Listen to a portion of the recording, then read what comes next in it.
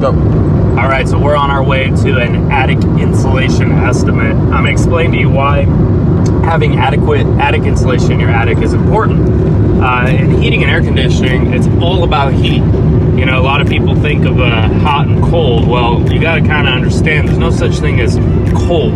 You either have heat or you have the absence of heat. Heat is energy, so you either got that energy or you don't. A lot of people think when you're running your air conditioner that it's creating cold air and just pumping cold air into the house. What it's actually doing, if you look throughout your house where typically where your filter is located, that's called a return. Your system turns on, it's going to suck the heat that's in your house through the return. Then the heat that's in that air is going to get removed from the air by your AC system. That heat then transfers to the refrigerant, which goes outside and dumps the heat in your home outside. Now that air that has had the heat removed just gets put back into your house. And now we interpret that as cold because the heat's been removed from it. So in heating and air conditioning, it's all about keeping the heat where you want it. You either want it outside in the summer and away from your house, inside the home so you can be comfortable, or in the winter you want it inside so you can also be comfortable. Where attic insulation comes in is heat goes to cold. You know, heat is just energy molecules in the air that are bouncing off each other and they're creating energy. These molecules want to get as far away from each other as possible. So what they do is they try to get away from each other completely. If you have a room that's full of energy molecules and you have a room that's not, so you have a hot room and you have a cold room, all the energy that's in the hot room wants to go to the place where there's no other molecules. It wants to go to the coldest area, right? So in the summertime, when it's hot outside, if it's 100 degrees outside, your attic is probably 120 to 140 degrees. It's going to be the hottest part of your home. That's where most of the energy is going to be. While you still have energy outside coming in from your walls and your windows and things like that, your attic is holding a lot of energy. And where's the next coldest place for that to go? Well, if you're running your AC and you're dumping heat out of the inside of your home, the next best place for that heat to go from the attic is into your home. Because let's say it's 140 in your attic and maybe it's a nice, cool, crisp 70 degrees inside your house. That's the next best place for that heat to go. That's where it wants to go.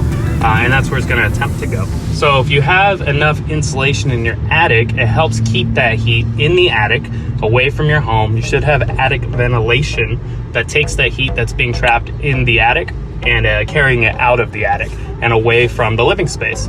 So by having adequate insulation in your attic, it really will take a lot of stress off of your HVAC system. It'll add a good amount of years to your HVAC system. Your energy bills will go lower because your HVAC system doesn't have to work as hard to get down to whatever temperature you want it to be at. And then it'll stay off longer. So it's a really important part of heating and air conditioning that I think a lot of HVAC contractors overlook. Because you could have, you know, the best AC system in the world just pumping heat out of your house.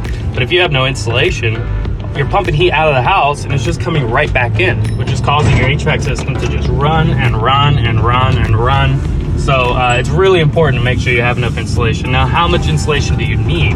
Well, in 2008, California Energy Commission updated all the energy codes in the state.